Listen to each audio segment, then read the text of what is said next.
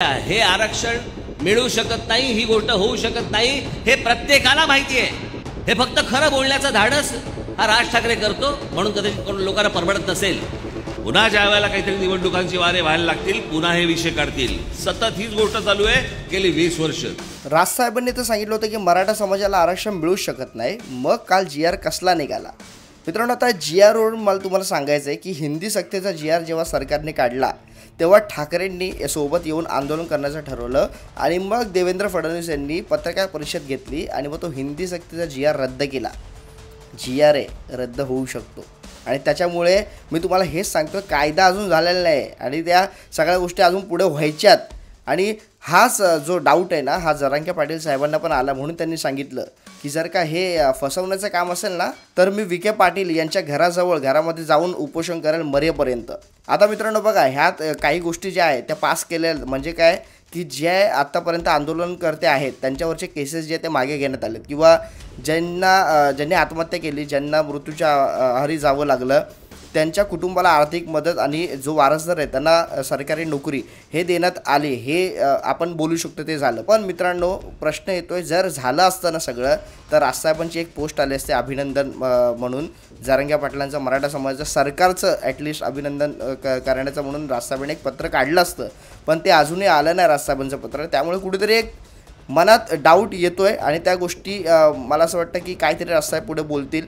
पण तुर्तास मित्रांनो, राजसाहेबांनी काय सांगून ठेवलं होतं मराठा समाजाला आरक्षण का नाही मिळू शकत, त्याबद्दलचा तो व्हिडिओ तुम्ही पाहिला नसेल तर मला असं वाटतं तुम्हाला परत एकदा दाखवायचं मला। तुम्ही पाहिला असेल तरी पुन्हा पहा, नीट ऐका राजसाहेब काय बोलले होते। मी आता मराठवाड्यामध्ये गेलो होतो, तिथे मला ते भेटायला आले लोक, मराठा समाजाला काय आरक्षण द्या। मी म्हटलं होतं माझी भूमिका मी तुम्हाला अगोदरच सांगितली होती। माझ्या महाराष्ट्रामधल्या माझी स्वतःची इच्छा आहे,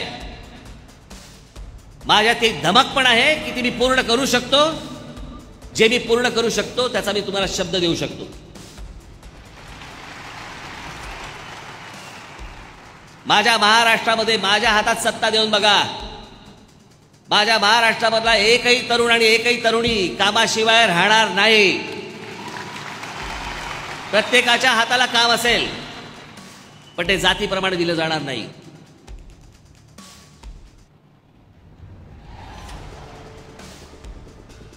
या सगळ्या गोष्टी तुम्ही नीट समजून घ्या। हे आरक्षण मिळू शकत नाही, ही गोष्ट होऊ शकत नाही, हे प्रत्येकाला माहिती आहे। हे फक्त खरं बोलण्याचं धाडस हा राज ठाकरे करतो, म्हणून कदाचित लोकांना परवडत नसेल।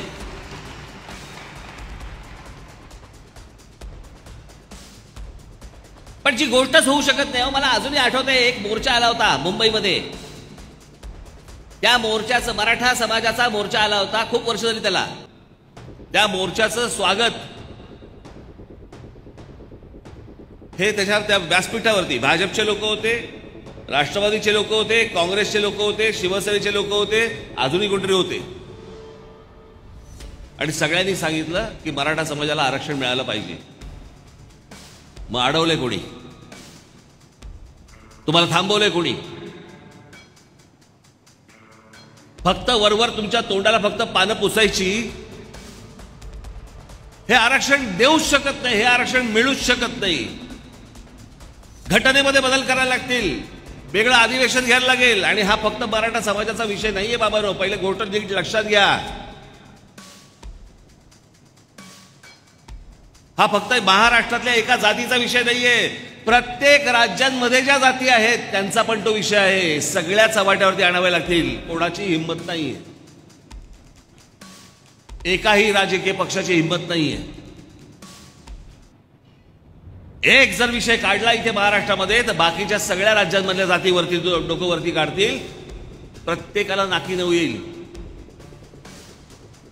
कोणी हा पुरवू शकत नाही, ही मागणी जी आहे ती पूर्ण करू शकत नाही, हे पहिलं ध्यानात घ्या।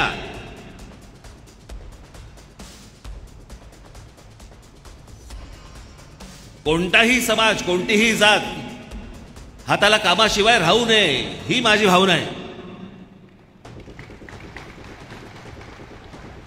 पण ही सर्व मंडळी तुम्हाला फक्त मतांसाठी म्हणून या सगळ्या गोष्टी भुलतापा टाकते, खोटं बोलतायत। उद्या निवडणुका झाली की तुम्ही बघाच हा विषय निघतो का।